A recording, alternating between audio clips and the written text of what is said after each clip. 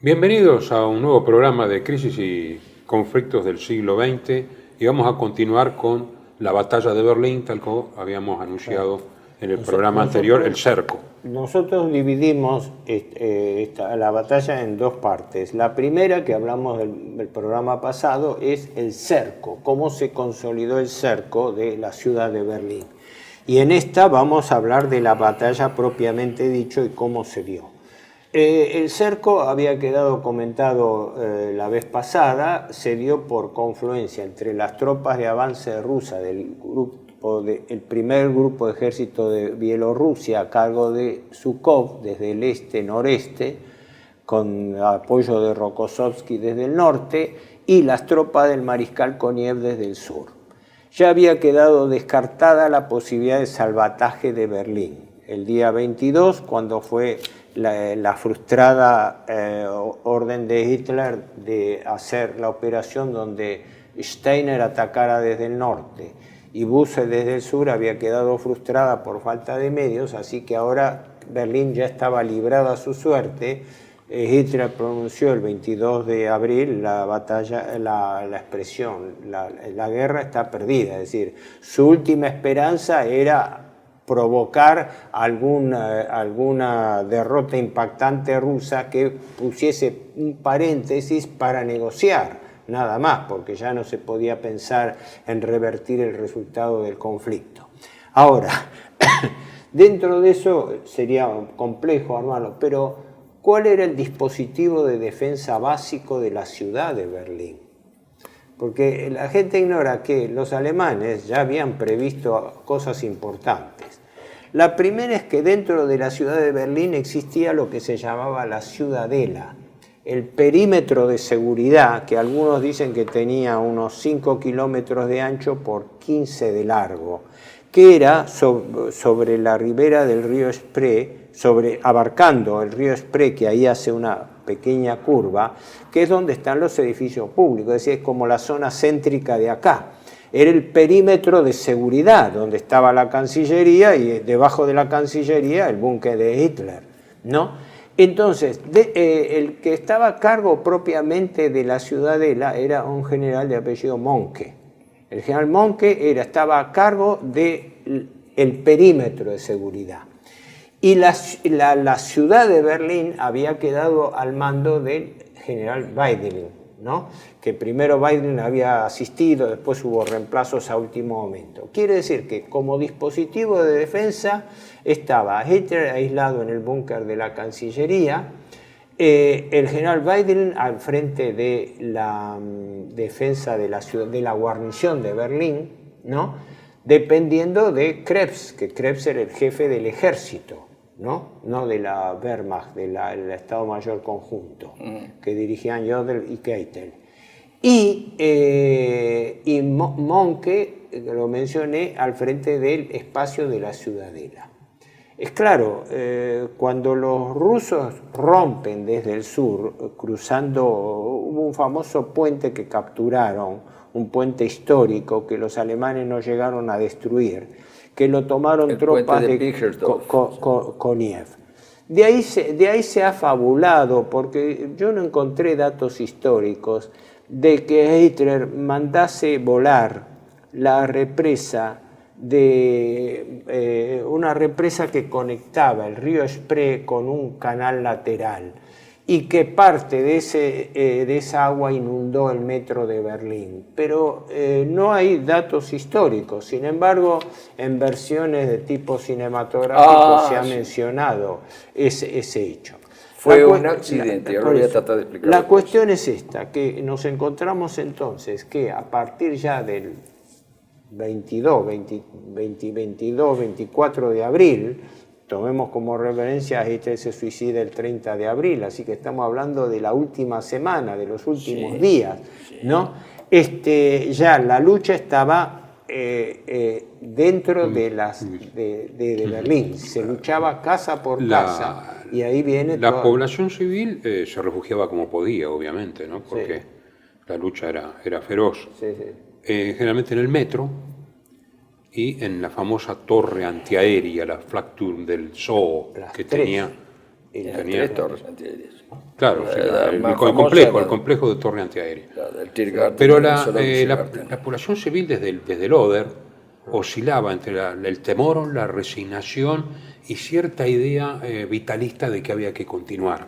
La vida continúa. Garriga, un periodista español que estaba acreditado. Sí. Dicen. Garriga, creo que igual.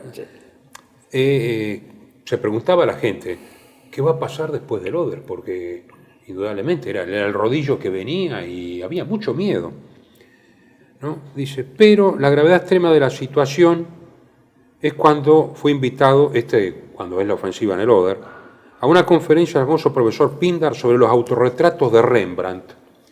Y di asistir al acto porque encontré a conocidos muy bien informados de lo que ocurría en el frente de batalla. No sé. La reunión duró desde las 8 de la noche hasta las 3 de la madrugada.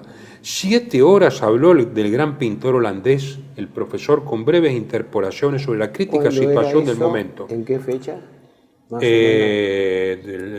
la irrupción en el Oder, esto fue a principios de abril. Sí. Eran cosas insólitas. La Filarmónica de Berlín, el 19 de abril, antes estaba... el 19 de abril, ¿no? Sí, el 19 de abril, la Filarmónica de Berlín, dirigida por Robert Heger, dio su último concierto antes de ser evacuada, porque habían pedido que se evacuara la Filarmónica para que no se perdieran los hombres o los reclutaran para el Volksturm, tenían esa sección. Algunos no aceptaron y se quedaron para integrar el Volksturm, y otros, por supuesto, se fueron. El último concierto de la Filarmónica de Berlín terminó con un bis, porque hubo un bombardeo de artillería soviética, no de artillería, un bombardeo de artillería, un bombardeo aliado, el bombardeo aliado del 19-20, y la Filarmónica, cuando volvió del refugio, espontáneamente Heger ordenó tocar la música fúnebre de Sigfrido. Fue lo último que se tocó en Berlín. Después de la Sinfonía Heroica, que era el final, era la obertura de Coriolanno, el concierto para violín, todo Beethoven, la Sinfonía Heroica. Después de Bis, la música fúnebre de Sigfrido, los Casos de los Dioses, que en realidad no estaban en el programa, pero se hizo, se hizo. Esa conferencia me decís que fue... ¿Cuándo es la irrupción en el Oder? No dice, pero era un espectáculo bizantino, extraño, con la excepción del profesor Pindar, la autoridad mundial indiscutible, algunos suizos, suecos, algunos diplomáticos, periodistas italianos, húngaros, franceses y belgas, dice, estaba tan interesado el alemán que antes me había dicho que la familia iba a ser una tragedia, un diplomático, dice, discutía los problemas de arte y yo me preguntaba si realmente entre esa gente me encontraba despierto. O sea, la cosa de continuar es lo que había pasado en pero esto es una cosa, bueno, por supuesto, indica que viene, pero lo de la Filarmónica, lo que pasa es que la Filarmónica de Berlín no es un detalle cultural en Berlín. La Filarmónica de Berlín es como la Filarmónica de Viena. No hay Berlín sin Filarmónica, no hay Viena sin Filarmónica. Los que somos aficionados a la música lo sabemos a eso. Entonces, tocar la Filarmónica, Viena, por ejemplo, cuando le bombardearon la ópera, Viena se derrumbó. Cuando cayeron las bombas sobre la ópera de Viena, que era un centro sagrado de Viena, la ópera de Viena, o la ¿cómo se llama? La sala del Musikverein, porque la música en Viena era fundamental, también en Berlín. Y eso es un día antes del final del bombardeo, el 20. El 19 de abril es el último concierto, nunca más hasta el final de la guerra. Esto, así habría acá que decir que eso existía, pero el tema es, otro tema que hay que tratar, creo yo, es la cantidad de combatientes de que disponía la ciudad. Bueno, hay mucho. Ahí viene el tema. Ya la penetración rusa en la ciudad obligó desde ya a la suspensión de los bombardeos aéreos, pero introdujo la artillería móvil rusa en la capital, donde los rusos tuvieron una sorpresa desagradable porque los alemanes habían distribuido entre incluso tropas no bisoñas como la Volksturm, los famosos Panzerfaust, es decir, los disparadores Panzerfaust o Panzerfaust, los disparadores contra tanques que eran muy efectivos contra el blindaje soviético. Y como los rusos tenían que maniobrar con tanques y cañones autopropulsados en las calles de la ciudad, que estaban en gran medida bloqueadas por derrumbes, por escombros, se transformaron en una presa fácil de francotiradores y francoatacantes alemanes, porque incluso en la famosa última película que se ve de Hitler, condecorando en un rincón del patio de la Cancillería a unos chicos, uno de los chicos que se ve ahí, que Hitler saluda, era un chico que él, con un Panzerfaust, había eliminado un tanque soviético. Bueno, o sea, esa foto, que estaba... ese noticiero que vos señalás, es del 20 de marzo del 45, es del 20 de marzo. Lo que pasa es que en los libros aparece equivocada la fecha, lo ponen el 20 de abril, pero no, es del 20 de marzo. Pero había sido Son en un chicos, combate callejero. Sí, pero no creo en que Berlín. había sido en Lauban. Perdón, en Lauban, exactamente. En Lauban. Estos chicos, sí. todos condecorados por la batalla de Lauban, que nosotros no la mencionamos, pero que es terrible, Posen y Lauban. Los de Lauban fueron trasladados a Berlín como tropa auxiliar, Sí. y además para que los condecorara personalmente el jefe del Estado. Esa era la intención. Eso fue el 20 de marzo. Sí, sí. Ellos quedaron en Berlín. Sí, sí. Y de los que quedaron, por supuesto, muchos de ellos murieron, pero dos que allí se destacan en ese noticiero, uno lo convirtieron en personaje en una película La Caída. Terminó convertido en personaje, en un rubiecito. Ese fue uno, murió hace 7 años. Y el otro, que murió hace 5 o 6 también, llegaron a los dos a muy ancianos, uno con un pulmón menos, pero siguió con un pulmón averiado, pero siguió viviendo, y el otro volvió a su ciudad natal de Lauban y se quedó allí, y bueno. No, yo más allá del aspecto... Uno tenía 12 años y el otro 14.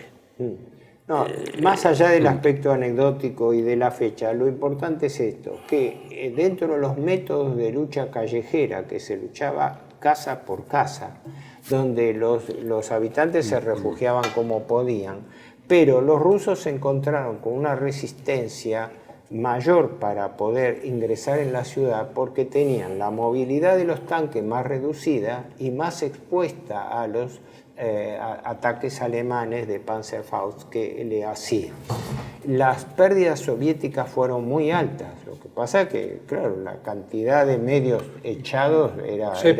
Por un momento, por 10 días fue un Stalingrado. ¿Qué hacían los soviéticos? Sí. Pasaban los edificios, y eso, no sé ahora, pero pocos años después de la caída del muro, se veía en Berlín agujeros muro por muro, porque se abrían agujeros de las casas y los edificios para ir por adentro. Claro. Era muy fácil ver eso y en montones de lugares vos vías en la pared una parte reconstituida. Los vi yo, parte reconstituida, y estoy hablando de los años 80. Edificios que se luchaba piso por piso contra resistentes y contra, sobre todo, gente de la hasta SS. Los años, hasta el año 2000 todavía quedaban edificios hasta el año 2000, por supuesto, antes, pero ya en Berlín Oriental quedaban entradas de edificios acribilladas a balazos en los interiores de los pasillos. Y departamentos, porque eran edificios de departamentos, con agujeros de distinto calibre que habían sido recauchutados, pero se notaba perfectamente la marca. Esto se veía, era fácil verlo, ¿no? Además, ir barrio por barrio, los rusos fueron por Spandau, Köpenick, hasta el Spree, después cruzar el río, que tuvieron que esperar porque estaban los puentes volados, en su mayoría, hubo que hacer por supuesto nuevos, que no en todos los hasta barrios. Charlottenburg, Claro, no que todos, ahí empezó, digamos, más entrado en la ciudadela, más mayor. No en todos los barrios el combate fue feroz. Por cierto, los barrios residenciales estaban prácticamente vacíos, es decir, no era ahí, no. Pero ahora, sí en los lugares, un aspecto importante, en el aeropuerto de Tempelhof, que eso era fundamental porque ahí había depósito de armas. Y además estaban los últimos aviones que podían salir de Berlín, que al final no pudieron salir. El aeropuerto de Tempelhof, que está en una bueno, hoy está habilitado, sigue funcionando. A propósito de esto, que viene justo, ¿no? Del diario del mariscal Koniev, 23 de abril, dice. En la margen norte del Teltow, un canal, ¿no?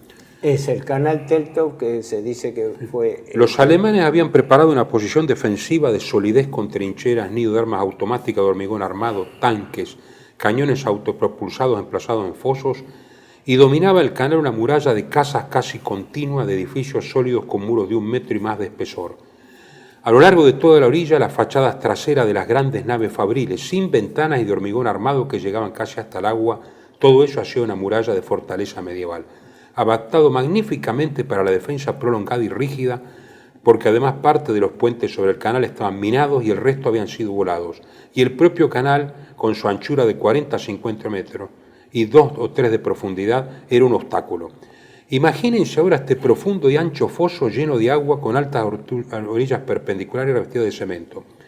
En el tramo de 12 kilómetros que atacan los tanquistas de Ribalco, era el más importante de los generales de blindados rusos, los alemanes habían llevado ¿cuántos hombres encontraron disponibles? Eran unos 15.000.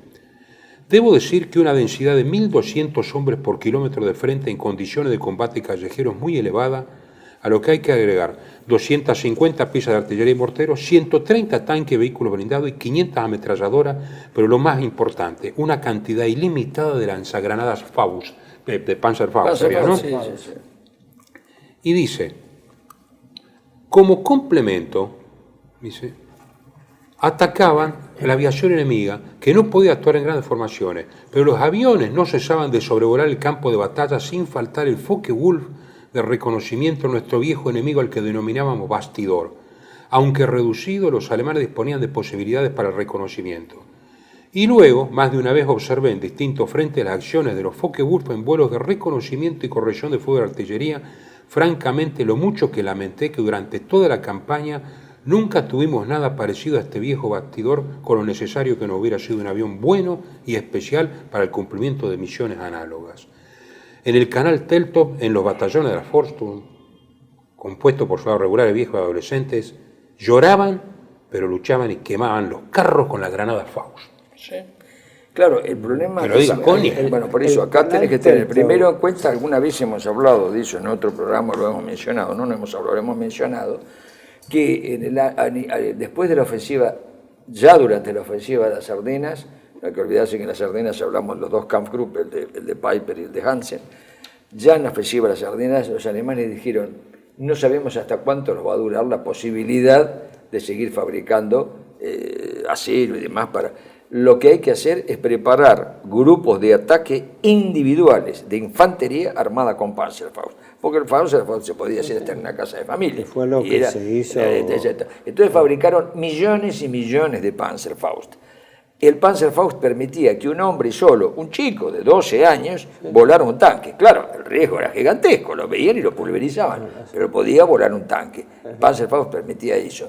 Eso fue el terror de las armas soviéticas, no solo en la que produjo bajas enormes. Y también de los aliados en todo el retiro, sí, desde Pomerania, desde ¿cómo se llama? Desde el Vístula y luego desde el Oder, el Panzerfaust fue el arma más eficaz dadas las circunstancias y la más pobre de todas. Era una estrategia de los pobres. ¿Por qué? Porque costaba poco y era muy eficaz. Lo que pasa es que suponía el sí o no de la persona que salía. Porque si la enfrentaba mal, volaba, te destruían, te veían.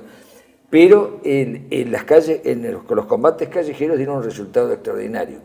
Y además levantaba la moral de la tropa, porque si un chico de 12 o 15 años que los llevaba calzados en las bicicletas, andaban en bicicleta, claro, para hablar como tienen, y los ponían sobre el manubrio, y llevaban 4, algunos 5, los llevaban en las bicicletas. Claro, si tiraban la bicicleta en un costado de la calle, se metían en un zaguán y esperaban a que cuando venía un tanque, ¡pum!, lo volaban. Esto lo hicieron hasta el hartazgo. Y el mismo comandante del batallón de honor de la división Großdeutschland, que era una división, en realidad era un ejército, pero bueno, el batallón de honor, que era blindado, ¿no? El de la Großdeutschland, la primera división del ejército alemán, el coronel Berenfenger, era el comandante de ello, él utilizó los tanques que tenía, se utilizaron los tanques, los T-34, pero se los iba reservando para casos especiales por el tema tremendo del combustible. Estaban los tanques ahí estacionados en el regimiento Großdeutschland. Y Berenfenger salió con un tanque, sí, a liderar a los chicos de las juventudes hitlerianas, que sabía que inevitablemente iban a aparecer. Iban a aparecer porque cuando se pedían refuerzos, cualquiera fuera el grupo operativo en Berlín, ¿no es cierto? Cuando pedían refuerzos, le mandaban a por lo menos un 10 o un 15% de chicos de las juventudes hitlerianas, porque no había más tropas.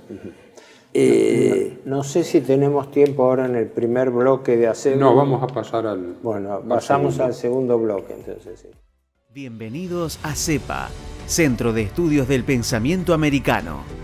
Nuevo sitio web de cursos de formación en política, filosofía, historia, literatura, geopolítica, religión, psicología y más. Cursos de formación que reflejan el verdadero pensamiento americano. Lo invitamos a elegir el curso de su agrado ingresando en www.cepa.la.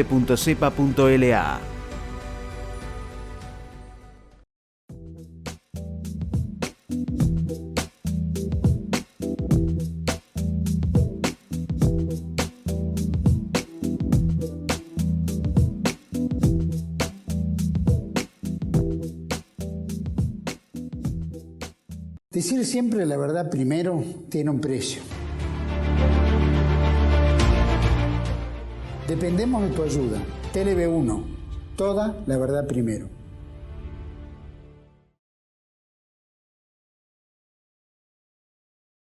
Continuamos entonces ya con la batalla en el centro de Berlín. Sí, habría uno de los tantos aspectos a mencionar, es que Berlín tenía algo, una originalidad militar impensable para los aliados, que era la existencia de 3 torres Flak. Flak era el sinónimo de artillería antiaérea. Quiere decir Fliegerabwehrkanone. Sí. O sea, cañones de artillería antiaérea. Sí. Esas 3 torres eran edificios macizos que creo que llegaban a tener el equivalente de 7-8 pisos en superficie y 4 subsuelos.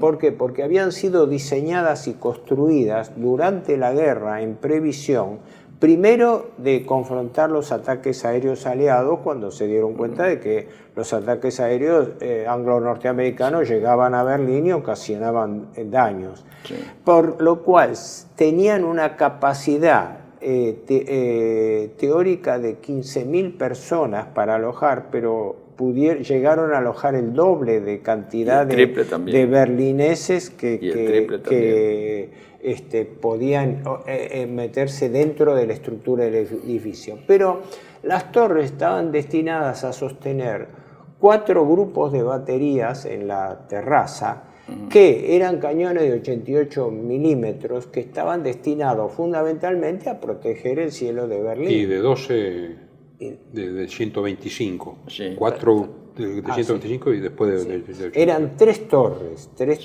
Había una en Hamburgo y otra en Viena.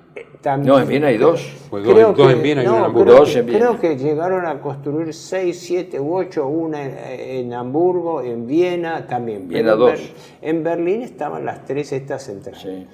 Cuando se produce la irrupción de los rusos en Berlín, los alemanes, ya fuera del peligro incluso del bombardeo aéreo, orientaron los cañones antiaéreos hacia los blindados rusos.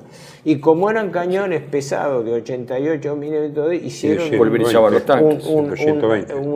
un desastre entre avanzadas rusas, por lo cual todo lo que estaba a tiro desde la altura de las torres Flak era un disuasivo tremendo. Sí, además, que los rusos no pudieron, las torres Flak no cayeron, se tuvieron que rendir después de la guerra por orden del comandante. No solo por orden del comandante, sino por un truco que usaron los rusos que dio un resultado formidable: atar a niños a los cañones y avanzar. Avanzaban con la artillería un cañón. La artillería las paredes eran invulnerables. Sí, y las ha visto 3 metros y pico de espesor. Sí, exactamente. Yo las vi. Yo estuve en esas torres, todas, en las de Viena y en las de Berlín y en las de Hamburgo. Y los pedazos ¿cómo se llama? De las municiones, uno reconoce, los que son expertos en armas, yo no lo soy, pero los expertos en armas reconocen el tipo de calibre por el impacto. Pero era nada, no le hacía nada. Eran absolutamente... Eran invulnerables. La única forma era tomarlas por asalto, si alguien podía tomarlas por asalto. Y aún hasta los años hasta el año 2000 estaban todavía con las anotaciones originales muy borrosas, pero tenían pudieron donde entraba ser uno. demolidas después de la guerra. No las dejaron. Ella se intentó, pero con resultados contradictorios, porque se produjo una ruptura del bloque, pero después tenían una torre partida que no la podían en Viena las usan para hacer exposiciones de pintura, están en los parques, es un centro recreativo. En los Hamburgo parques. es un centro cultural. Exactamente, son centros culturales, esto en Viena también y en Berlín también. Es decir, esto se terminó usándolas para eso, pero son inexpugnables. Lo que pasa es que impresiona esas tremendas moles de cemento que se ven desde todos lados. Ahora bien, esas torres fueron tomadas, al final, eso lo contaremos al final, fueron tomadas con niños y mujeres atadas a los cañones de los tanques y de las baterías de asalto, para que se rindieran, porque no había otra forma, no se podían tomar, acercarles y cortarles el agua, eran inexpugnables. Ahora, en la lucha callejera, ahí hay mucho para hablar, sobre todo porque había tropas no solamente alemanas, pero los rusos tenían un objetivo claro, concreto y directo. Tenían que llegar a la Cancillería, entonces el objetivo de ellos era, por su valor más simbólico que táctico propiamente dicho, el Reichstag, ¿no? Que intentaron asaltarlo y tuvieron primero un rechazo, pero después cuando fue capturado el Reichstag en el 28 de abril, se hizo luchando piso por piso, habitación por habitación, oficina el 29 por oficina, terminó, recién el 29 echando cualquier cantidad de tropas asaltantes y luego el cerco a la Cancillería, que fue cuando bueno, lo vamos a ver después, ¿no? Cuando creo que es el mariscal Jodl que le transmite, o Krebs, que le transmite a Hitler que podían sostener la defensa del perímetro de la Cancillería 2 días. Eso va variando. Los informes son muy contradictorios porque hay que tener en cuenta, primero, la incomunicación del centro de operación. Primero, se perdió Sosen. Sosen era el centro de operación de las Fuerzas Armadas que estaba a 60 kilómetros de Berlín. Y eso se perdió. Al perderse Sosen, se perdió. Al lado de Sosen estaba el depósito más grande de municiones de toda Alemania. Se perdió. Lograron sacar algo. Eso que se sacó se trasladó a Berlín. Y fue el origen de la famosa inundación del metro. Porque ¿qué hicieron? Pusieron en los depósitos que podían, traían las municiones y lo pusieron, distribuyeron como podían. Y algunos las pusieron debajo de los ¿cómo se llama? De canales secundarios de agua, que no estaban inundados, pero que eran canales secundarios. Es cuando explotó uno de esos depósitos que se produjo una fisura en los canales del Spree, porque en el centro de la ciudad está canalizado el río, como es lógico, y eso es lo que inundó el metro. Ese es el origen de la inundación del metro. Después corrió esa fantasía, que es pura fantasía, de que se ordenó la destrucción, lo cual es un disparate. Porque y lo tampoco que está claro de la cantidad de víctimas que eso produjo. No, y es imposible, porque ahí adentro había heridos, no había heridos, había combatientes y había población civil que se refugiaba allí de la artillería. Es decir, estimar cuántos murieron allí es casi imposible. Son tan contradictorios los datos que no sabemos cuál tomar, podemos elegir. No sabemos, sí que murió mucha gente, pero la reacción fue inmediata, porque vieron que entraba agua, sintieron una explosión poderosa, pero la explosión fue precisamente por el depósito de municiones.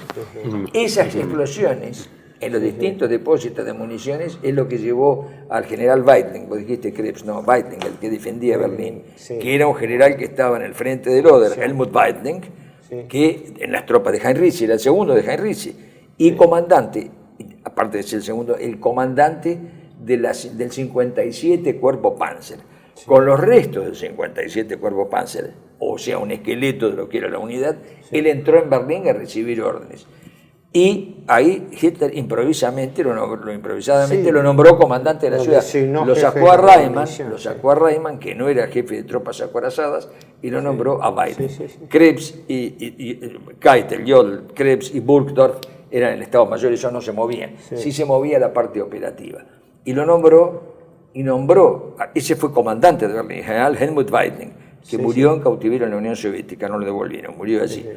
Y, ¿cómo se llama? El comandante de la Citadela, creo que lo hemos dicho, era el general de las SS, el mayor general Wilhelm Mohnke, que tenía su puesto de operaciones en la Cancillería, en el edificio, en los sótanos de la Cancillería del Reich. Ahí estaba el centro de operación del centro. El 25 de abril ya se peleaban Lichtenberger, el Tiergarten Kreuzberg y Tempelhof, que es el aeropuerto que lo defendía la unidad más consolidada y mejor equipada en ese momento, porque tenía todavía tanques Panther, algún Tiger, que era la Nordland. ¿Qué podemos decir de la Nordland?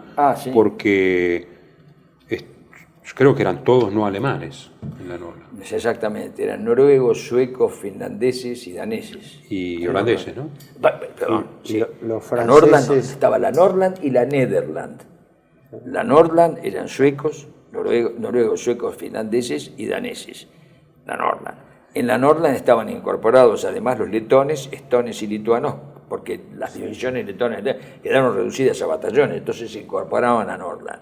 La Nederland, los restos eran holandeses, la 11 ¿Y los división. franceses a dónde fueron? Y los franceses, pero ahí vamos claro. a poner los nombres. Es decir, los de la 11 división SS eran la Nederland, que eran holandeses.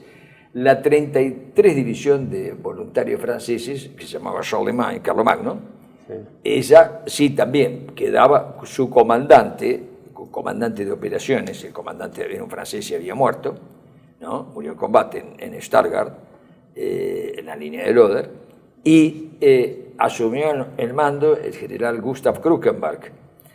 Krukenberg asumió el mando de los restos de la división Carlomagno, que no estaban en Berlín, sino que, es curioso, esta división no estaba en Berlín, estaba en Grafenberg y la trasladaron a Berlín para entrar en el cerco. Y lograron pasar, menos un camión que no pudo entrar y se tuvo que ir a Baviera, atravesaron el cerco. Entraron para defender en posición erizo el cerco desde adentro. Cuando Krukenberg entra en Berlín con esos 350 o 400 hombres de los restos de la división Carlomagno, le entregan el mando de la Nordland, que había sido ferozmente diezmada en el Oder primero y en lo que había quedado bajo el mando de Steiner y que no pudo entrar, porque la Nordland quedó partida en dos. Todas las divisiones que estaban al norte, con el ataque de Rokossovski, lo dije en otro programa, era como un hachazo. Partió en dos a los ejércitos de Steiner y todo lo que estaba en el norte, y a Busse lo dejó sin tropas. Los que quedaron al sur del ataque de Rokossovski se fueron a Berlín, y los que quedaron al norte no pudieron, tuvieron que seguir para Dinamarca o al norte de Alemania, a Flensburg, a recibir órdenes, porque no sabían qué podían hacer cuando no pudieron cumplir el objetivo de entrar. Entre ellos la famosa división, la 28 división valona de las SS, la de Grell, quedó partida en dos. Un grupo pequeño entró en Berlín y eso provocó una situación extraña, que era que el centro de Berlín, la Citadelle, al estar manejada, conducida operativamente por un general de brigada de las SS, todos los hombres de las SS estaban bajo su mando, porque era la autoridad más alta que había en Berlín. Las SS era Monke. Entonces entraron en esa volteada todos estos noruegos, franceses, suecos, holandeses, letones, lituanos y hasta españoles, ya que hubo un batallón, ¿no es cierto? O los restos de un batallón, una unidad de Esquerra, ¿no? Que fueron encuadrados del modo que se podía, y era una situación que se modificaba no por día, sino por horas. Y finalmente se optó por lo único que se podía optar, que era la lucha callejera con Panzerfaust y con armas livianas. Los tanques ya no podían operar, no tenían combustible, y el Berenfenger, que era comandante de tanques, lo que dispuso, después de que recibió la última noticia de que no había más municiones, cuando los rusos tomaron Sosen, el general Weitling le dijo a Berenfenger y a otros, bueno, ahorren municiones, porque la mayor parte ha quedado en manos de los rusos y hemos sacado lo que hemos podido y la hemos depositado en distintos sectores de Berlín. Pero todo esto, que uno no cuenta de modo logístico, estaba complicado por el caos, porque hay un caos, y en ese caos hay que incluir los refugiados. Los refugiados que venían huyendo, que después lo mencionaremos en su momento, que eran, las cifras son muy discutibles, pero eran 12 millones de alemanes. Claro que no todos estaban en Berlín. Registros de la República Federal Alemana, que oficiales hablaban de que en la Segunda Guerra Mundial fueron desplazados 16 millones de personas de habla alemana, considerando todo lo que era el frente de Europa Oriental, sí. Y todos los lugares. Las cifras que tenía eran 12 de los que vivían en Alemania. Y los aliados. 12 millones, más 5 millones de los que estaban en los países no alemanes, pero Yugoslavia, Bulgaria, Hungría, sobre todo, y Rumania, las minorías, y Y Okay. finalmente, que sumaban 17 millones, o sea que ahí estábamos, entre 16 y 17 millones, porque hay cifras que no son aproximadas. No, me acuerdo de esa cifra Y porque los la cuatro, citaba el gobierno y alemán una cifra actual. Y una cifra de entre 3 y 5 millones, pero totalmente imprecisa, de gentes de otras nacionalidades que también huían. Todo eso produjo un tapón y además una cantidad pavorosa de muertos, porque de esos que se fugaron hubo 3 millones de muertos. Claro, se estimaba 3 un mínimo de 2 millones. millones de personas muertas. Las 3 últimas millones. estadísticas aumentaron eso. Hay un libro que es terrible en ese sentido de Jürgen Thorwald. Comenzó en el Vístula y terminó en el Elba. De ahí saco yo que es un libro demoledor, porque Thorwald era creo que un periodista especializado, que fue el primero que en la década del 50-60 hizo una evaluación de todo lo que fue la tortura de los refugiados alemanes del este. Ese libro de Jürgen Thorwald, exactamente, empezó en el Vístula y terminó en el Elba. Ese médico libro, militar. Exactamente. ¿Era? Médico militar. Médico militar. Es fundamental. ¿Por qué es fundamental? Porque lo que dice allí, en caliente, después se fue confirmando con las investigaciones de documentos y demás. Sí. Es fundamental, pero además hace hincapié en la situación de por qué resistían. Y es interesante escuchar todas las recopilaciones de entrevistas directas que hace Thorwald desde Prusia Oriental, de Prusia Oriental, desde Königsberg, por así decir, hasta Berlín, de cuál era el ánimo, por qué se resistía. Se resistía porque se enteró todo el mundo finalmente de que Alemania iba a ser dividida, que se iba a ser liquidada como país, y que las poblaciones, bueno, hasta empezaron a sonar los rumores del plan Morgenthau, que los iban a castrar, que más. Había cosas terribles, todo eso circulaba ya, y muchos lo escuchaban por las emisiones de las emisoras que venían de Londres y de París ya también. El detonante fue cuando los refugiados empezaban a llegar y pasar por las calles de Berlín. Por eso hay que asumar el relato de los refugiados. El terror, claro. Porque lo que sucedió en el frente del este se conoce más que lo que sucedió en el oeste. Después en el oeste vamos a ver que pasaron cosas terribles. Pero lo del frente del este fue muy conocido. Hubo en ese éxodo, hasta ahora las estadísticas dan 3 millones de muertos solo por el éxodo. O sea, se fueron y perdieron 3 millones, quedaron en el camino. ¿Por qué? Por hambre, las mujeres por ser violadas 60 o 70 veces violadas hasta la muerte, y después por venganzas de tipo no personal, sino colectivo, porque no eran venganzas personales, porque se cometió el error, ¿no es cierto?, que hasta el mismo Stalin después Horacio lo frenó, de arengar a las tropas con la proclama de Ilya Ehrenburg. Bueno, es terrible. Los discursos de Ilya Ehrenburg, Ilya Ehrenburg era decía, una matad especie a la de bestia, secretario de prensa. Decía así, matad a la bestia fascista, matad a sus mujeres y a los hijos que llevan en el vientre para que no haya futuro, para que no haya fascistas en el futuro. Matad a los ancianos para que no haya memoria y los niños para que no lleguen a crecer. Bueno, es monstruoso lo que dice. Esa monstruosidad hasta el mismo Stalin dijo, esto no va, ¿no es cierto? Creo que dijo algo así. Sí, bueno, después lo castigó con prisión domiciliaria eterna, porque dice que no era de acuerdo a las premisas de paz soviéticas. Koniev sí se dice ahí de que armó batallones enteros de castigo por saqueo, violación y todo, pero era tal la borrachera de la soldadesca y había una diferencia muy grande, y esto no implica un prejuicio, sino que es un dato histórico, entre los rusos, digamos, bielorrusos, etcétera, que llegaban con los blindados, primero que eran la gente más preparada, y dice, rajen porque atrás viene la bestia.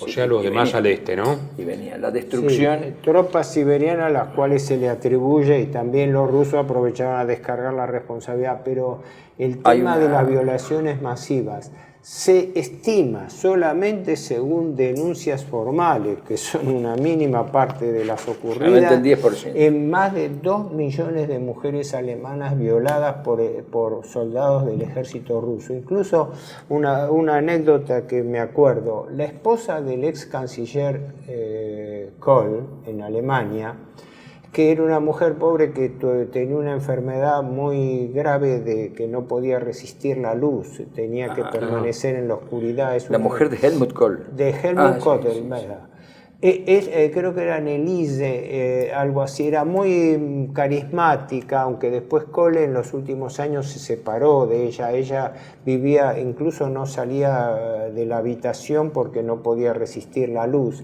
y terminó suicidándose, ¿no? Cuando la esposa de Kohl era chica, los padres de ella el padre era funcionario en Berlín y ella, teniendo 12 años, fue violada por varios soldados soviéticos, teniendo 12 años. Sí, ¿no? Sí. Digamos, memoria perturbadora, no un hecho traumático del acuerdo. Después pasaron los años y se casó con quien iba a ser el primer ministro alemán, Kohl. Terminó suicidada ella. A continuar, el trauma es eterno. Sí, sí. Continuamos el próximo bloque. Bienvenidos a CEPA, Centro de Estudios del Pensamiento Americano. Nuevo sitio web de cursos de formación en política, filosofía, historia, literatura, geopolítica, religión, psicología y más. Cursos de formación que reflejan el verdadero pensamiento americano. Lo invitamos a elegir el curso de su agrado ingresando en www.cepa.la.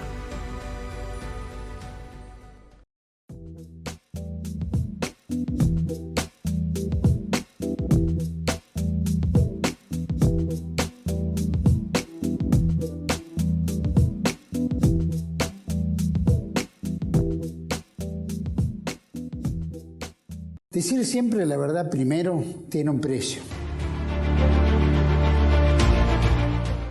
Dependemos de tu ayuda. TLB1. Toda la verdad primero.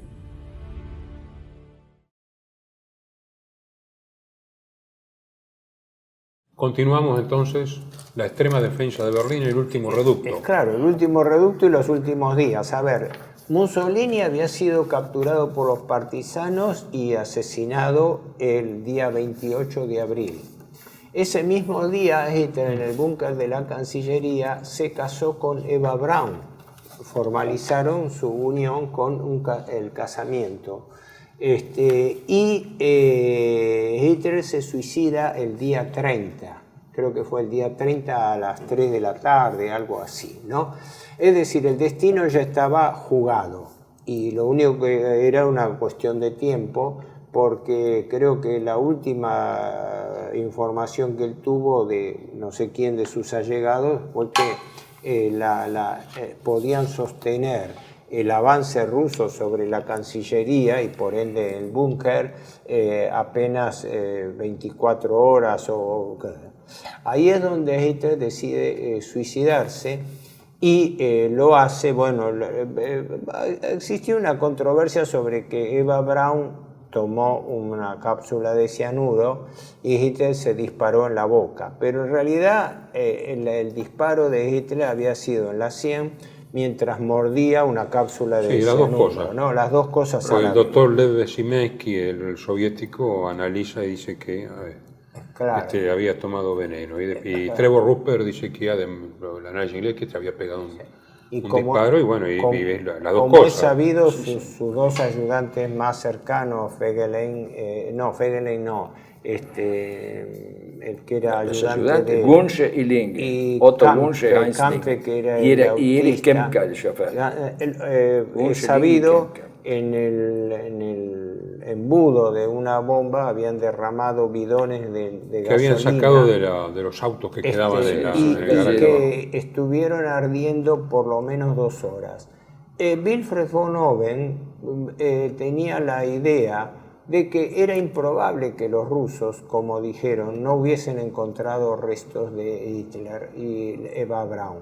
Porque decía que era improbable que dos cuerpos, si bien estaban envueltos en alfombra, ¿no?, y rociados en nafta, eso aumentaba la temperatura, pudiesen llegar a reducirse en cenizas en tan poco tiempo de cremación, ¿no? Él tenía sus dudas pensando en que la versión rusa fue engañosa desde el comienzo, dejando el interrogante de que Hitler pudiera haber huido a último momento, que eso fue una invención rusa que ahora con fines de inteligencia política. Desubicadamente Sí. hubo gente que lo tomó Sí, como sí. diciendo que Hitler, mientras Sí, que vino a la la Argentina. gente... sí. Lucran con eso, venden libros. ¿viste? Lo concreto es que Hitler se la realidad suicida, no es esa. deja su famoso testamento que dictó sobre sus últimas directivas, y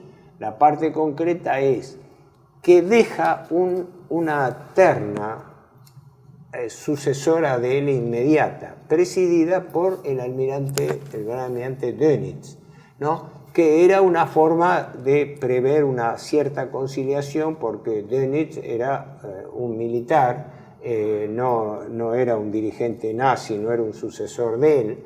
Aclaremos que en los últimos días Hitler destituyó tanto a Himmler, jefe de la CSS, como a Göring, que era su vice, porque no estaban en Berlín, uno en el norte por la zona de Hamburgo, Himmler, y otro en el sur por la zona de Baviera, imputándole, creo con fundamento, de que estaban en negociaciones para paz por separado. Por eso, con cuando los uno aliados. toma los últimos 3 o 4 días de lo que estaba pasando allí, No hay se que puede ver primero negar. que el búnker estaba incomunicado. Se manejaban con estafetas. El globo ese que habían puesto ahí para comunicaciones, cuando aparecía el globo lo derribaban a los tiros los soviéticos. De manera que el globo, por ahí decían hola y ya se había cortado. Se comunicaban las tropas por teléfonos particulares, porque curiosamente funcionaba el teléfono. Se comunicaban de un barrio a otro, llamaban, miraban por ahí, llamaban por teléfono y si están los rusos ahí, era por teléfono, era una cosa increíble. La El general de la incomunicación. aviación decía eso, que dice, funcionaban los teléfonos de tal manera que llamaban por la característica a un barrio. A un barrio para ver si habían, sospechaban que estaban ahí y decían, sí, efectivamente ya los hemos visto pasar o ya entraron acá. Y a veces atendía un ruso.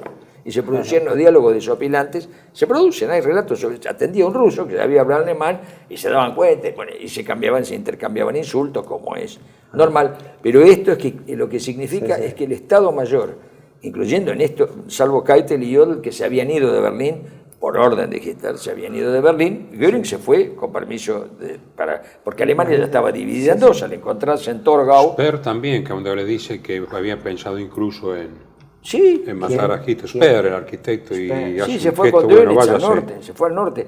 Es decir, Alemania quedó dividida en dos, y había un comando norte con el gran almirante Dönitz Flensburg. y uno al sur que no llegó a operar, pero que estuvo con el mariscal del Reich, con Hermann Göring. Göring. ¿Por qué? Porque operativamente era imposible manejar eso.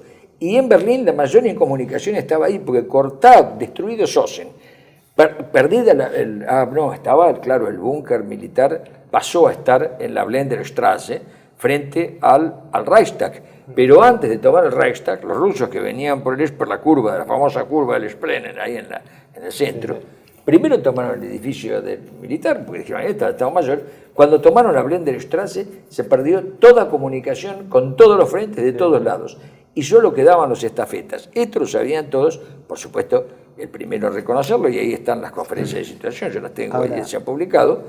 El primero en reconocerlo fue Hitler cuando dijo, bueno, les aconsejó a sus ayudantes, y ahí se dividieron los que sí y los que no, él les aconsejó por dónde tenían que salir y cómo tenían que salir, les dio copia de los testamentos y dijo, ustedes váyanse porque no es necesario que tengamos asesores militares acá dentro, nos basta con 2 o 3.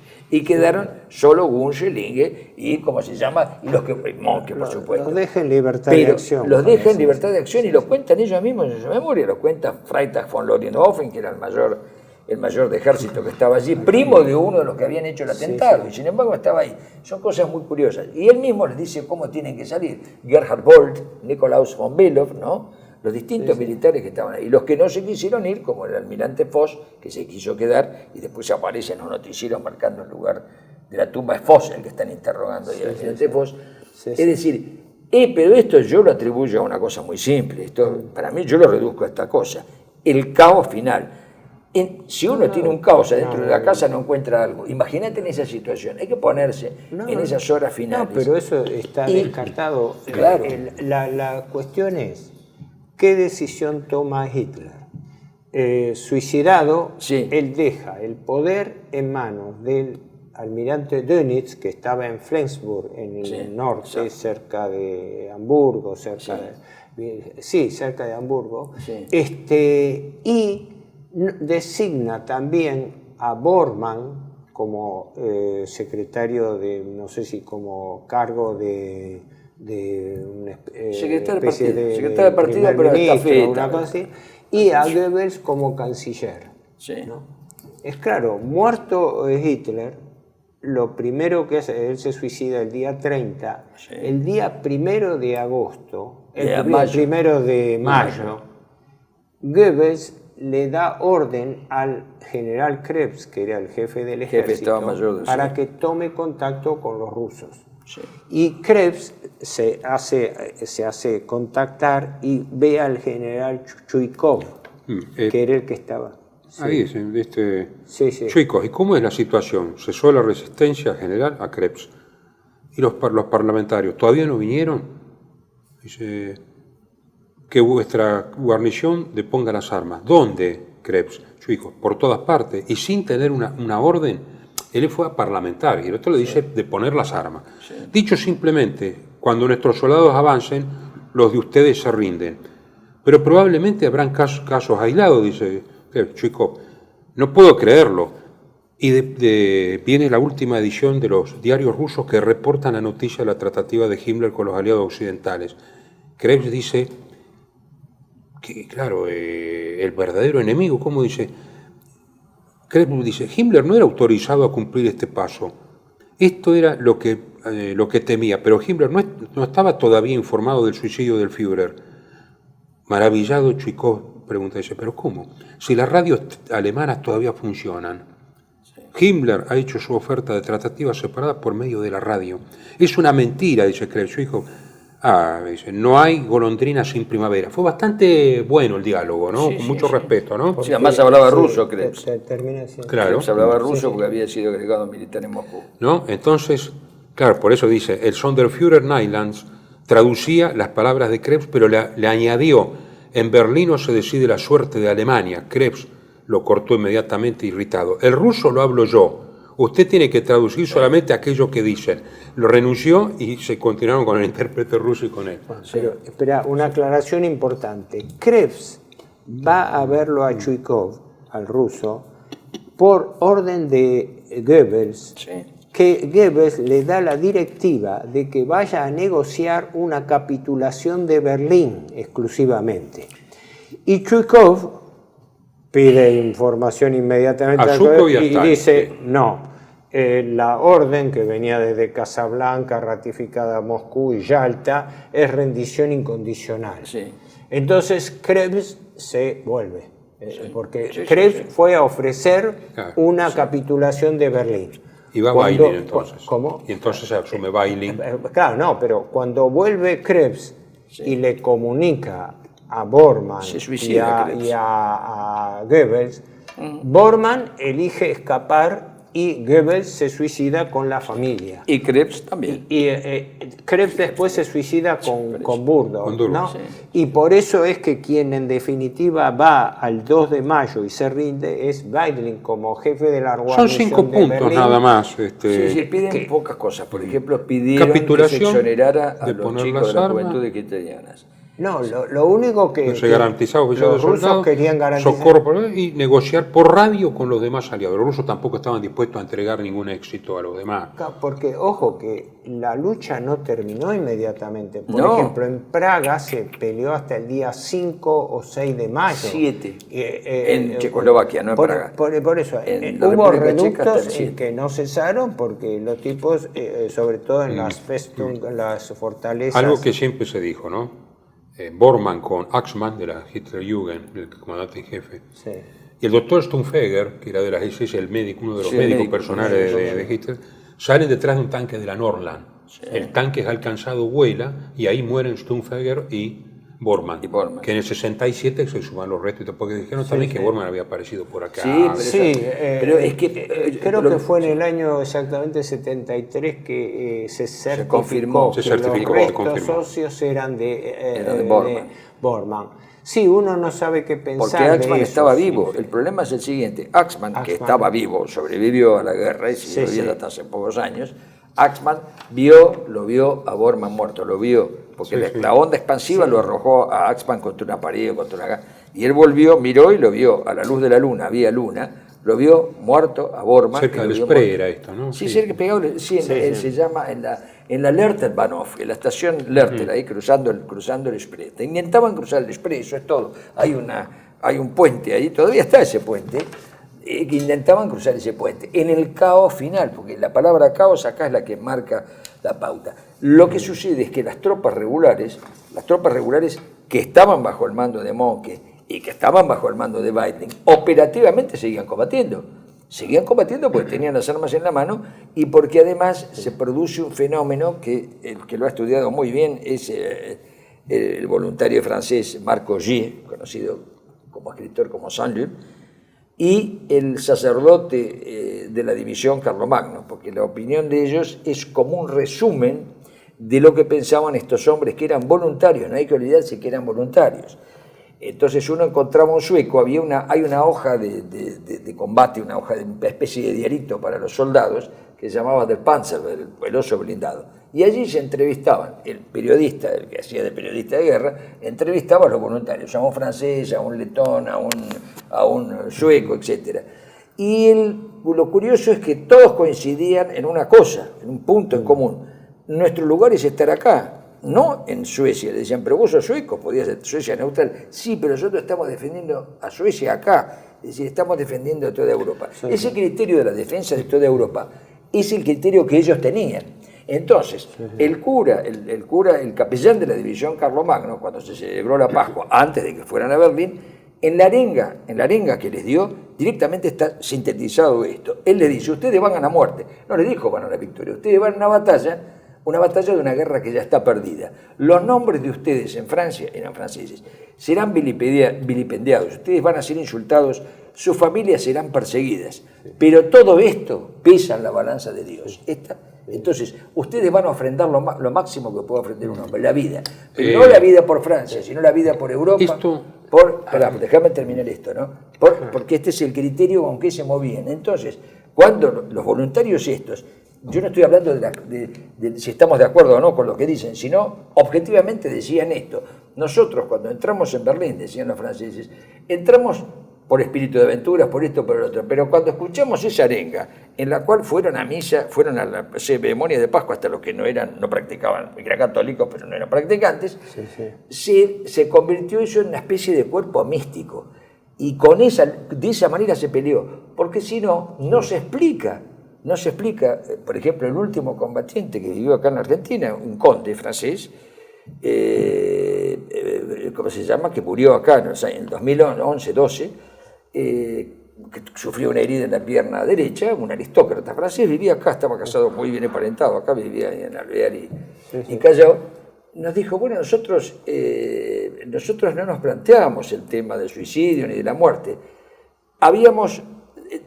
estábamos unidos de tal manera, habíamos dejado atrás todo, y lo único que contaba era luchar hasta el final. Eso era lo que justificaba, todo estaba perdido. Y esas palabras de este hombre, que se escuchaban acá en Buenos Aires hasta 2011 cuando se murió, son exactamente las mismas cosas que decía el capitán de la división Carlomagno, el capitán del batallón de honor, y el cura. Había una sensación de que estaban luchando como una batalla apocalíptica.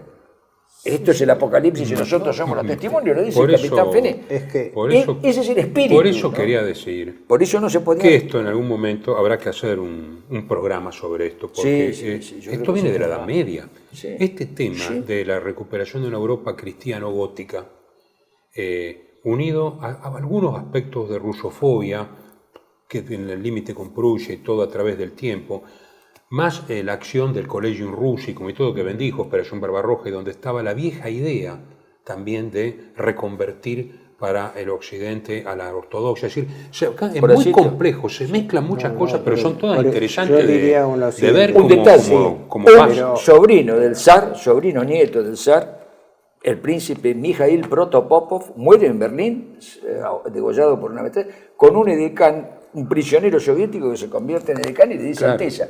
Es decir, también estaba comprendido lo otro.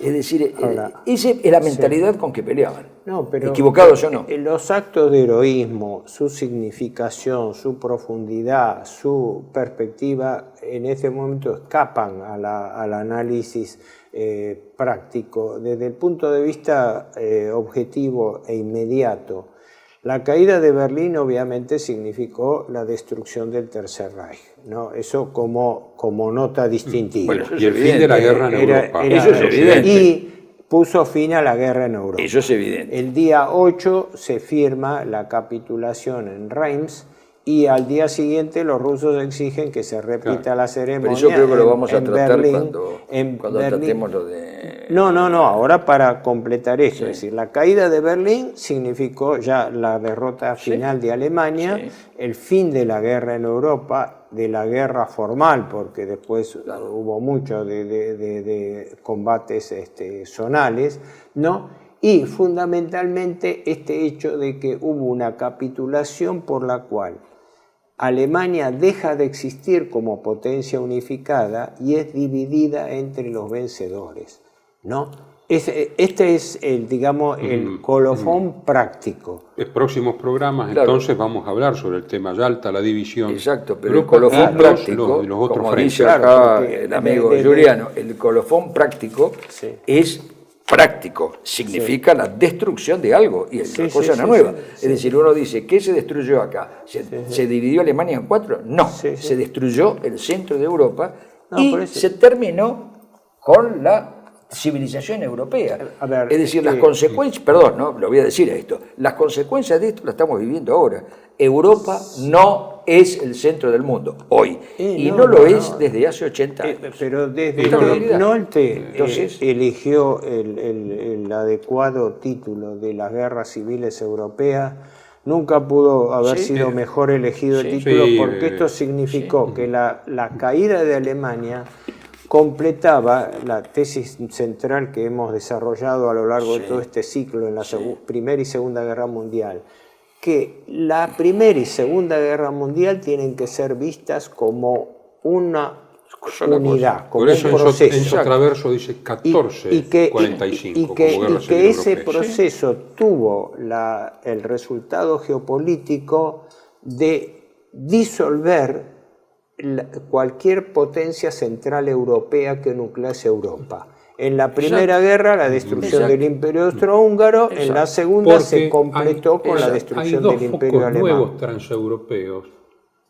¿Cómo, perdón? Dos nuevos focos de poder transeuropeos Son transeuropeos. y ajenos a Europa, Extraeuropeos, digamos así. extraeuropeos, y que son el atlantismo y el continentalismo, que después tienen sus matices. Bueno, vamos a Pero continuar es en el Europa. próximo programa. Si uno no ve que Europa quedó en segundo plano desde el 45 hasta la fecha, no se puede hacer. Esa es la realidad. Es el error de una guerra civil mundial que viene de la época de Sí, Napoleón, y que trae otro ojo, arrastre, y la porque uno Revolución dice Francesa. y que tiene otro arrastre, y lo cierro con esto, que tiene otro La arrastre. destrucción Desapareció la cultura europea, no hay más músicos, no hay más literatos, no hay más pensadores, la- salvo aquellos que quedaron, Bueno, pero como queda el oxígeno. lo continuamos el Pero esta es la próximo programa. realidad.